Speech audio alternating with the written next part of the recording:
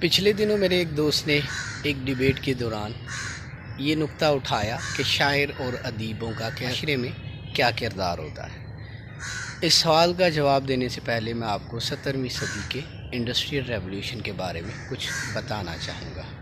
یہ انقلاب 17ویں صدی میں یورپ میں آیا، جس نے یورپ کے معاشی حالت کو یکسر تبدیل کر کے رکھ دیا اور ترقی کے ثمرات یورپ کے کونے کونے تک پہنچنے لگے، لیکن اس سے لوگوں کے ذہنوں کے اندر کوئی تبدیلی رونما نہ ہوئی اور نظریات، لوگوں کی سوچ اور نظریات ویسے کے ویسے ہی رہے جیسے اس انقلاب سے پہلے تھے۔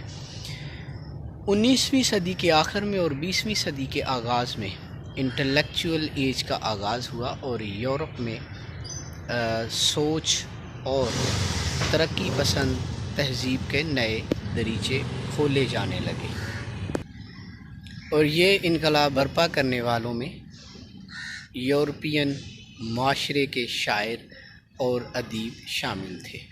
انہوں نے یورپین معاشرے کو نئے الفاظ، نئی ڈیبیٹس اور نئی سوچ سے متعارف کروانا شروع کیا۔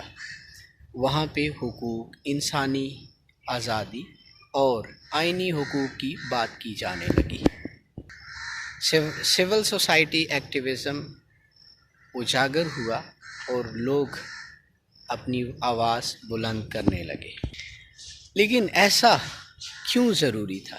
ایسا اس لیے ضروری تھا کہ نئی انڈسٹریل یا سائنٹیفک ایج کے اندر انسان کی جو سوچ ہے وہ دقیانوسی اور کنزرویٹو ہرگز نہیں ہونی چاہیے، اور اس سوچ کو بدلنے میں شاعروں اور ادیبوں نے ایک اہم کردار ادا کیا۔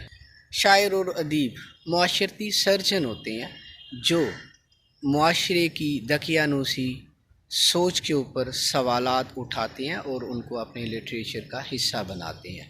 وہ نہ صرف انسانی زندگی کے مختلف زاویوں کا احاطہ کرتے ہیں، بلکہ یہ بھی بتاتے ہیں کہ وقت گزرنے کے ساتھ ساتھ انسان کے ذہن میں تبدیلی یا پھر اس کی سوچ میں تغیر کیوں کر ضروری ہے۔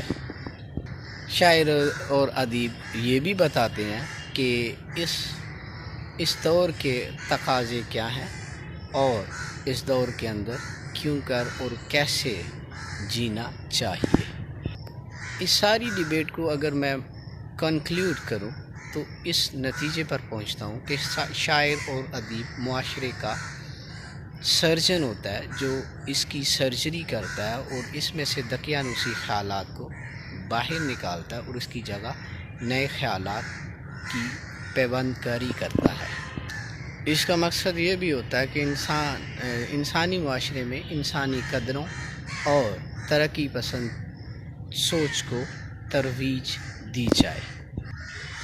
پاکستان جیسے معاشرے میں شاعر اور ادیبوں نے کیا کردار ادا کیا ہے، یہ اس سوال کا جواب میں اپنے اگلے ویلاگ میں دینے کی کوشش کروں گا۔ Doctor Faisal signing of.